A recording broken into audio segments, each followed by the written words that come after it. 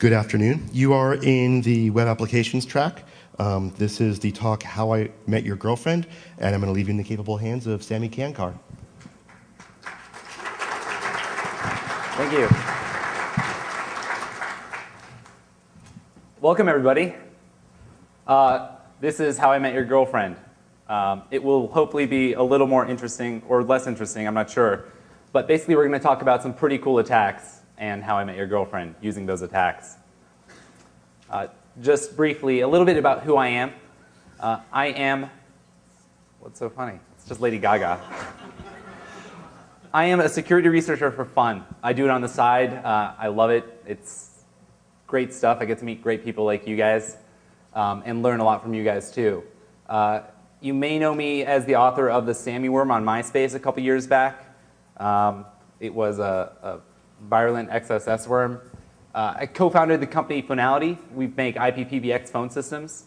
If you're familiar with Trixbox, we developed that and some other really cool phone systems for small to mid-sized businesses. And I love Lady Gaga, but I'm going between Kesha and Lady Gaga right now. They're both so amazing. Anyway, a couple of years ago, I did that, just a little more intro. I did that MySpace worm, and it got me in a little bit of heat. So I ended up getting raided. The Secret Service came to my house. They took all my computers, my cell phone, so on and so forth. About a year after that, I lost all computer use. Basically, no computer use ever. And did the whole probation. It was like AOL in real life. And unfortunately, I was not allowed to go on MySpace anymore. So sorry to all the tweens out there. But after a couple of years, I was able to get it all reduced. It's all revoked. I'm back to normal. I'm a regular guy. I'm allowed to touch computers. I'm allowed to have an iPhone or Android, whatever. And I'm back. So hopefully I have some cool new attacks for you guys that should be interesting. So what am I going to talk about? I'm going to be talking about the web. The reason I'm talking about the web is I don't think the web is necessarily the most interesting thing. I think there's so much cool security stuff going on. You have hardware hacking. There's so many good talks this year on phone privacy and GSM, and there's obviously reverse engineering and so many other topics that I personally think are really interesting. And I don't mean to pigeonhole myself into web, but with that said, the web does a lot of really cool stuff for you. You have web browsers, which are basically, it's a code distribution channel. You have this application that is running on every person's computer in the world. Every single person in the world is running this application and can execute your code. It's like when Apple came out with the App Store, right? They made a distribution channel to run other apps, whether they be malicious or not. But the App Store does, they do sanity checks where the web doesn't. So it's just amazing what you can do with the web. Another thing is it's so powerful. You can talk in so many ways that even your web browser doesn't know that it's communicating. So we'll get into that in a little bit. So as I typically do, I'm usually just browsing on social networks, as these talks often start, looking at pictures of girls, and I see this amazing woman, Anna Faris. I'll have to thank Arshan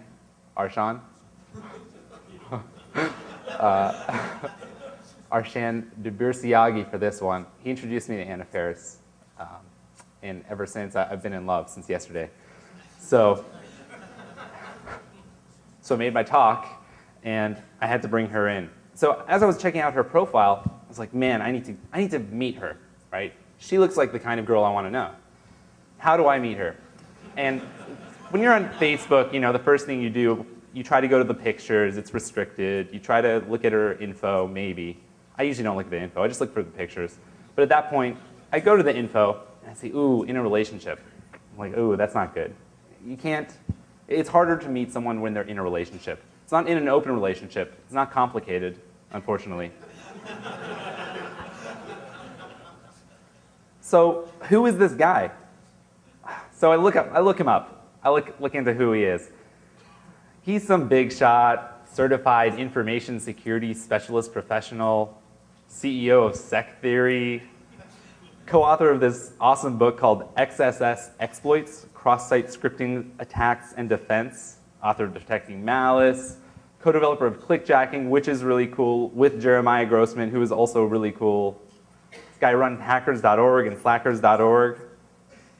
Certified ass, I think we can all agree. He actually has the certificate application security specialist. It's true. A man who needs no introduction, Robert Arsenic Hansen. Don't clap. Don't. Now, this is a problem, right? He is dating this amazing woman who I think would really like me if she got to know me. But it's really hard to get in there. So, how do I systematically destroy their relationship?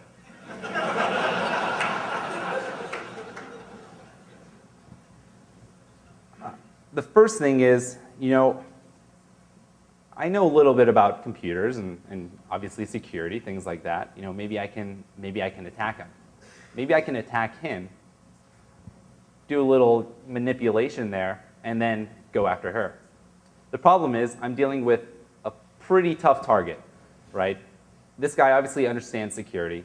He's probably much more secure than most people. He's probably, I don't know, turns off JavaScript and does whatever he can, runs all the security software, has a firewall, so on and so forth, and probably doesn't click on Farmville ads that often, even for the extra points. So I really don't think I'll be able to attack him. Obviously you can attack anyone if you try hard enough and you spend enough time. There has to be an easier way. I can attack a target who I know is secure. So you don't attack the target.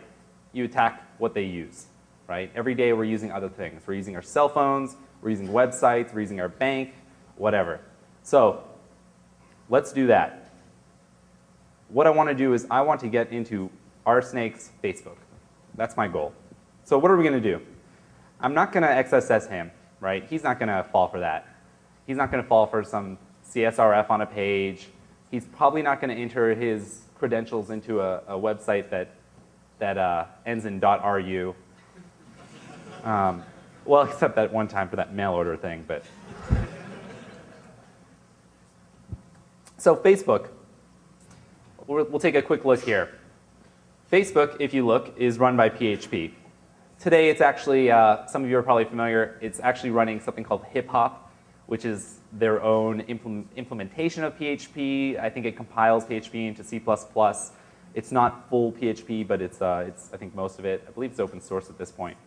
But anyway, they're running PHP. So why PHP? Well, it's an extremely common web language, right? I'm sure all of you are familiar, or at least heard of PHP. Lots of websites use it. It's very easy for development. There's lots of rapid development frameworks for it, like Cake PHP, Kohana, CodeIgniter, things like that. It's easy to get a website up and running really quickly. So what we're going to look at is PHP sessions. PHP sessions are basically what happens when you when you go to a website and let's say you authenticate, for example. You enter your credentials and you get a session. Typically that session is a random string and that's either passed in URL or it's passed in a cookie. So cookies. They allow a website to store information locally to you to essentially track you as you browse through that website. And more complicated ones will allow tracking across multiple websites, but we won't get into that. The cookie basically allows you go to a website, you log in. When you go to another page, it doesn't have to re-authenticate you. It already knows that you're logged in. So why don't we look at PHP sessions, PHP cookies.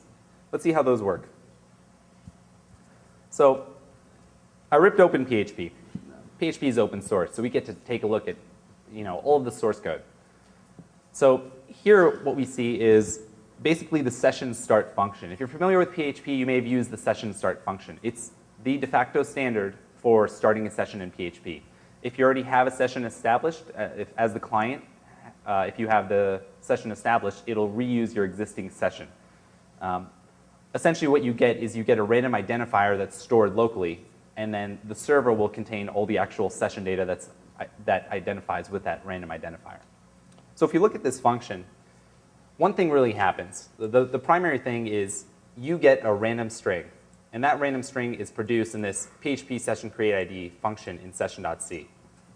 We're going to go over a little bit of C code, and we'll go into some other stuff after that.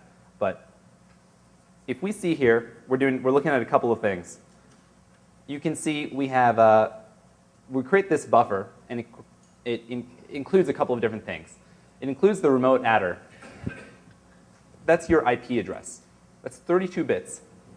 32 bits of randomness, entropy. Then what happens is it takes the epoch from the get time of day. So basically, the seconds since January 1st, 1970. How many seconds has that been? That's what the epoch is, or Unix time. That's also stored in this random identifier. After that, microseconds.